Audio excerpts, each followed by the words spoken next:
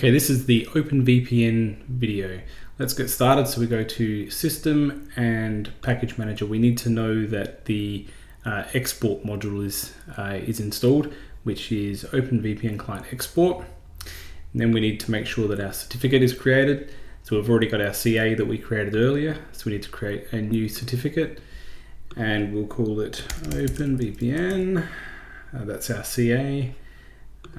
Let's see, vpn.example.com. We want it to be a server certificate and save. Right, so VPN, OpenVPN, and we want to go with the wizard. We're going to use a local database, but of course you could use a centralized database as well, or a centralized authentication system as well. Our CA, our certificate,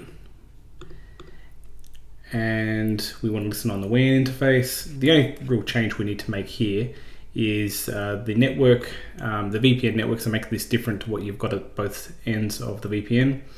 And the local network is the network or range that the VPN user will have access to when they VPN in. The rest is fine, and click next.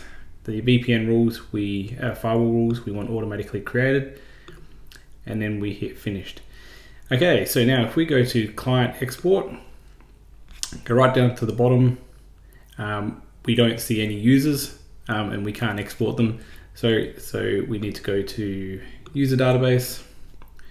We'll create a new user and we'll say Ben and a password for Ben. You're not a system administrator. Okay, click on the certificate and we'll call it Ben's cert. That's our CA, and save. So now if we go to VPN, client export, go down to the bottom, now we'll see the bundle archive. We save that and we can import that into something like Viscosity, or if you're using a Linux machine, you can use OpenVPN client. Okay, that's it for this video. Thank you very much.